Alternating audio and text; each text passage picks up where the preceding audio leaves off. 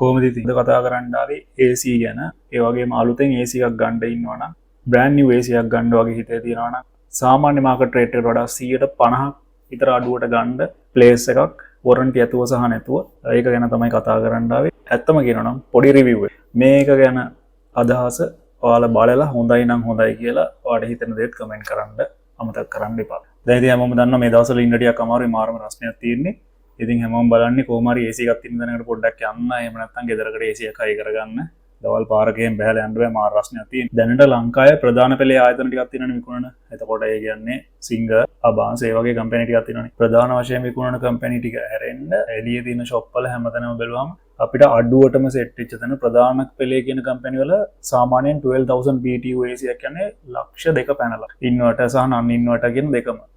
ඉතින් අද ඔයගොල්ලන්ට කියන්න ආවේ අඩුවට AC එකක් ගන්න පුළුවන් සාමාන්‍ය කොළඹ ගම්පහ ඒරියා එක ඇතුළේ ඉන්න කෙනෙක්ට තියෙන හොඳ ප්ලේස් එකක් ගැන. ස්පෙෂලි කියන්න ඕනේ මේක ස්පොන්සර්ඩ් ඇඩ් එකක්වත් ප්‍රොමෝෂන් එකක්වත් මුකුත් නෙමෙයි. මේ ඇත්තටම net එකේ හැමතැනම Facebook එකේ හැමතැනම ඇඩ් බලලා අඩුවටම සෙට් වෙච්ච තැන. අනිත් එක තමයි මට නෙමෙයි AC එක ගන්න ඕනේ මගේ යාළුවෙක්ට. ඉතින් අපි හැමතැනම AC තියෙන තැන් වලට ගියා.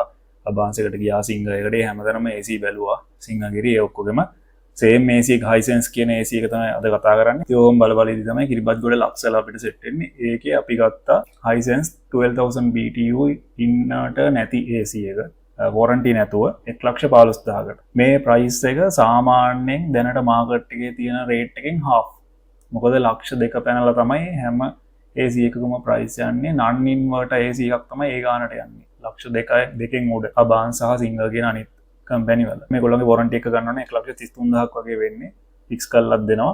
එහෙම නැතුව අපි warranty නැතුව ගත්තා brand new non inverter AC එක රුපියල් 115000ට. අපි යම් ඒ වීඩියෝ එක බලන්න අපි ගත්ත වෙලාවේ ඒ කඩේ ඇතුළේදී අපි පොඩි වීඩියෝ ටිකක් ගත්තා. ඕගොල්ලන්ටත් බලන්න share කරන්න හිතුණා. ඉතින් යන් ඒක බලන්න.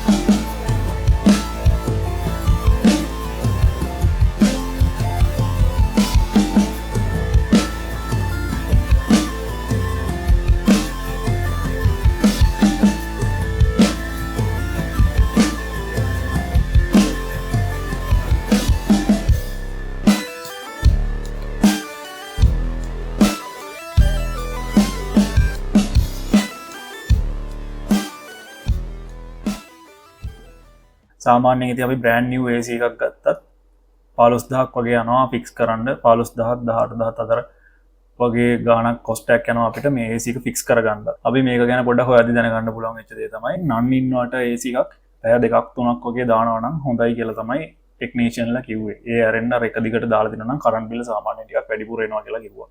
ඒ වගේම inverter AC එකක් ඔයා ගන්නවා නම් පැය 6ක් 10ක් අතර කාලයක් එක දිගට දුවන්න ඕනේ කියලා තමයි ටෙක්නීෂියන්ලා කියන්නේ. නැත්නම් ඒකේ බෝඩ් එක සවුත් වෙනවා කියලා කිව්වා. ඉතින් මම මේ AC ගැන හොඳටම දන්න කෙනෙක් නෙමෙයි. අපි මේක අලුතෙන් ගන්න ගිහිල්ලා ඒක ගැන කරපු පොඩි රිසර්ච් එකක්. ඉතින් ඒ ගැන දන්න විස්තර ටික තමයි ඔයගොල්ලොත් එක්ක ෂෙයා කරගන්නේ. ඊට පස්සේ ඒගොල්ලෝ කිව්වා එහෙම පැය 10ක් වගේ දැමෙනවා නම් AC එකක් සාමාන්‍යයෙන් ඉන්වර්ටර් AC එකකට යන එක හොඳයි. හැබැයි රිපෙයාර් කොස්ට් එකක් ආවොත් ඉන්වර්ටර් එකේ බෝඩ් එකක් ඒ වගේ දෙයක් ප්‍රශ්නයක් වුණොත් සාමාන්‍යයෙන් non inverter AC එකකට වඩා සෑහෙන ලොකු cost එකක් යනවා කියලාත් කිව්වා. ඊපස්සේ ඉතින් තීරණය කරා non inverter AC එකක් ගන්න වැඩි වෙලාවක් දැම්මෙන්නේ නැති නිසා පැය 2ක් 3ක් 4ක් වගේ කාලයක් දවසකට දැම්මෙන නිසා ඒක තීරණය කරා non inverter AC එකක් ගන්න.